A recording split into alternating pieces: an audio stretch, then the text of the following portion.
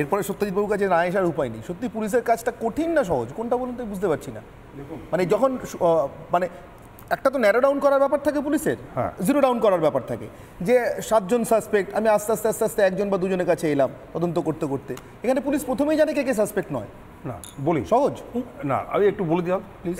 আনইন্টারপ্রেট দেখুন, ভারতবর্ষের Indian কনস্টিটিউশনে 21 আর্টিকেলে guarantee দিয়েছে দ্য রাইট অফ লাইফ, বাঁচার অধিকারের জন্য। পুলিশের প্রথম এবং প্রধান কাজ হচ্ছে মানুষের নাগরিক সুরক্ষা দেওয়া। কলকাতার বুকে, খাস কলকাতার বুকে একজন জনপ্রতিনিধি, তিনি দুবারের জনপ্রতিনিধি, 107 এবং 108-এর, তাকে খুব না, আমি দুটো ওয়ার্ডে বড় চেয়ারম্যান, এবং তাকে সামনাসামনি গুলি করার মতন একটা শক্তি দেখাচ্ছে একটা নাবালক ছেলে, এটা কিন্তু নিঃসন্দেহে খুব উল্লেখযোগ্য ঘটনা। নাম্বার 1।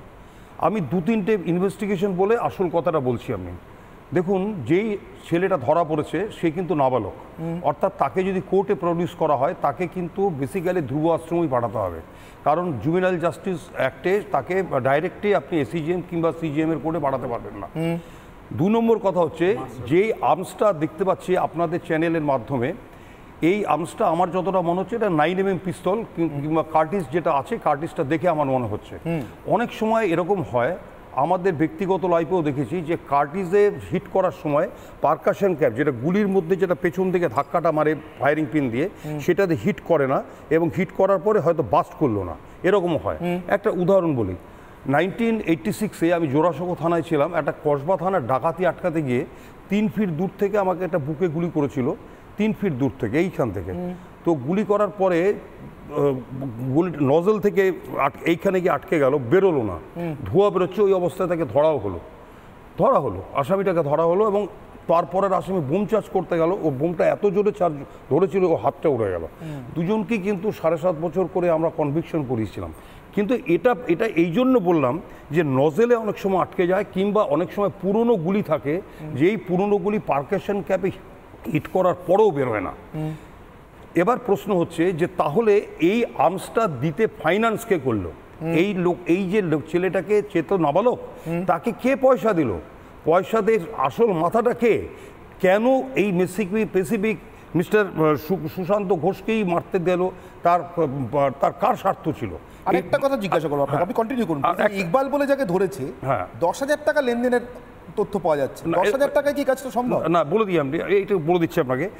এই যে আর্মস অ্যান্ড অ্যামুনিশনের যে একটা আর্মস কিনতে যা টাকা লাগে, সেটা 10,000 টাকার অনেক বেশি, যেই আর্মসটা দেখানো হচ্ছে। আর অ্যামুনিশন শুদ্ধ, মানে গুলি শুদ্ধ।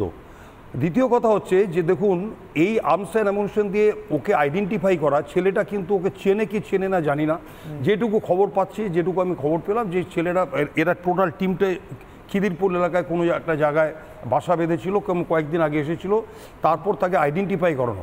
এই যে একটা লোক বসে থাকবে, রেকি করা হচ্ছে, রেকি করার পরে তারপর তাকে আইডেন্টিফাই করে ওকে গুলি করার জন্য, এটা কিন্তু একটা সাধারণ ব্যাপার নয় অনির্বাণ, এটা আমি সত্যি কথা বলছি।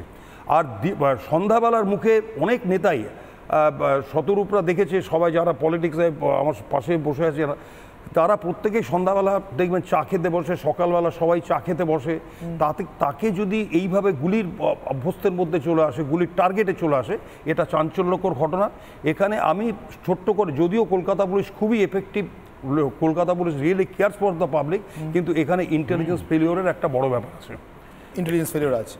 আমি নির্মলাবাবুর কাছে একটা কথা জিজ্ঞাসা করে আসবো। নির্মলাবাবু, নানা ধরনের কন্টেন্ট দেখার জন্য লাইক করুন, শেয়ার করুন আমাদের ফেসবুক পেজ, সাবস্ক্রাইব করুন আমাদের ইউটিউব চ্যানেল।